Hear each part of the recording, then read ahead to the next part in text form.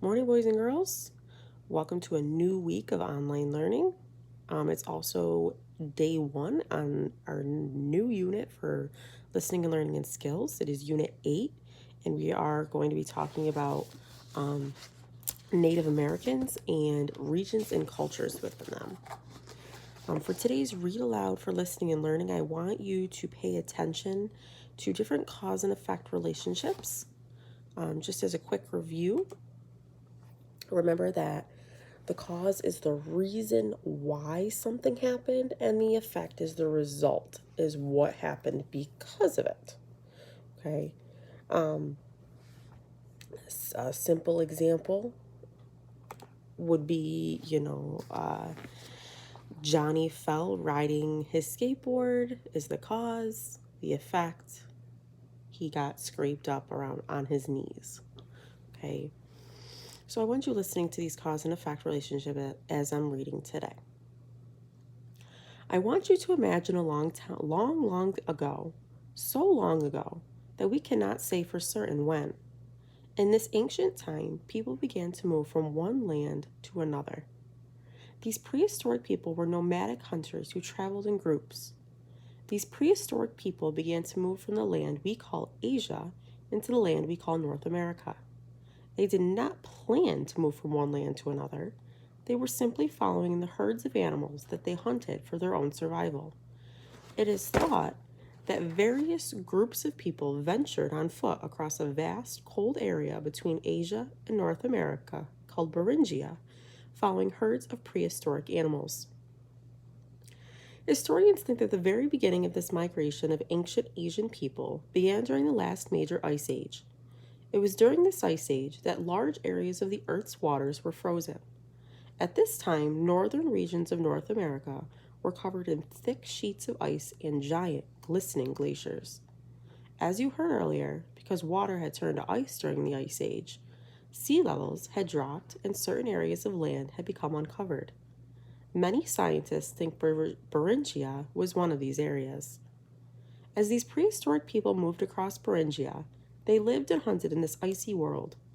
There they followed and hunted great herds of large mammals such as woolly mammoths, mastodons, giant bison or buffalo, saber-toothed cats, and giant ground sloths. These large mammals are known as big game. All of these animals were prey for the people who migrated or moved from Asia to North America.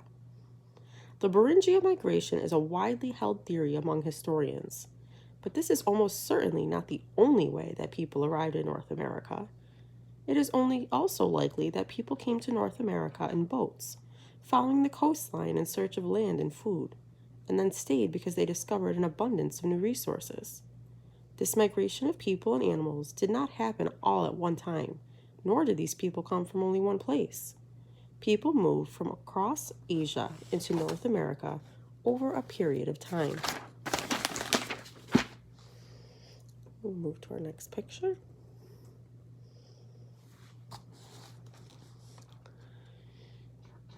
However they arrived, these are believed to be the very first people to inhabit North America. Eventually, as the climate began to warm and the ice-covered land began to thaw, it became possible to travel even farther into North America. Giant glaciers that had blocked native people's paths melted. People moved south through an area that opened up between two enormous glaciers. Scientists call this path between these glaciers the ice-free corridor. This corridor, or passage, was cold and wet, but habitable, meaning people were able to live there. Boys and girls, once again, we're going to take a brief pause. I want you to either think about it in your head, write it down, tell somebody near you. Think about the cause and effect relationship of two different events. What is the action that just happened within this picture of a melting glacier? What could be the cause?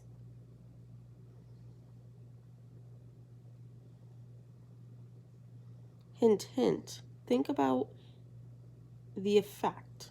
They talked about people had to start to move south. What caused them to have to move south?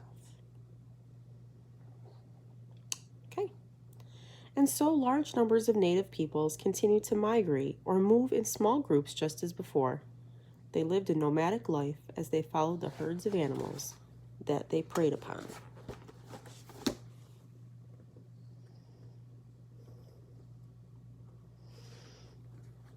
In order to survive in this way, these native peoples had to be expert hunters. Although we do not know much about this period of human history, archaeologists have discovered a variety of spears, including leaf-shaped spears, embedded in mammoths' bones, in addition to tools for scraping and carving bone.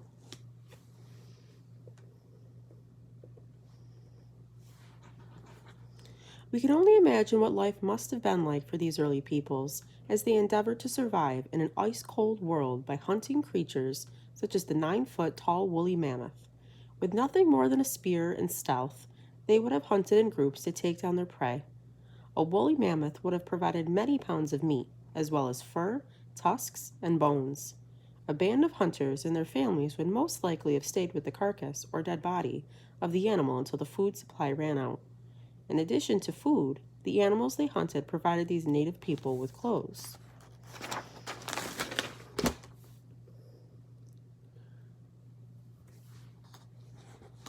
As the Earth's climate changed and became warmer, the way these early people's lives changed too.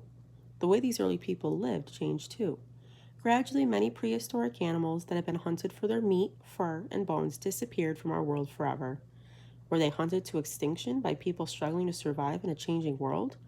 Or did climate change after the delicate balance of the food chain to such an extent that these mammoths could no longer find the foods they needed to live? We will never know for certain the answer to these questions.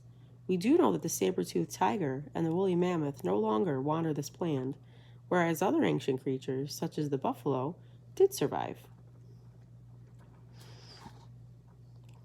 What I want you to think about right now is if I gave you the cause that the Earth's climate changed and became warmer, just as we just talked about, what was the effect of that?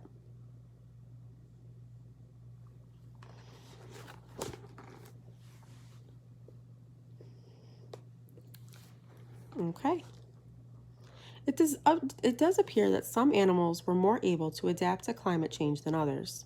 The buffalo, for example, is thought to have become smaller and swifter over time. Once the ice was gone, new plants, grasses, and trees emerged, and various animals adapted to a new diet. Native peoples adapted too. And so eventually, over many years, people moved right across this vast expanse of land to various regions, to the wide open grasslands of the Central Plains, to the northeastern and southeastern woodlands, swamplands, and coastal regions, and to the sun-drenched west coast and dry southwestern deserts. Some people settled in the far north regions of the Arctic and subarctic. Some people moved even farther south, into what we now call the continent of South America. Okay, last picture for today. Eventually, many ancient peoples chose to no longer live nomadic lives, but instead chose to settle in one place and establish permanent or semi-permanent settlements. They may have decided this because they discovered regions where the food supplies were plentiful in the form of animals to hunt and fish and plants to consume. One thing that is certain is that many native people began to farm, though they had previously survived by foraging for wild plants in addition to hunting prey. Native people began experimenting with planting and harvesting, and they eventually began to grow a variety of crops. Because of this, some people chose to stay in one place and, by their collective efforts, increase their own food supply. Over time, approximately 500 North American native tribes came to inhabit a wide variety of regions across North America. These native peoples, whose total population peaked or reached its highest number at about 20 million, would live their lives according to their own customs and cultures for thousands of years until European culture brought extreme changes to their ways of life.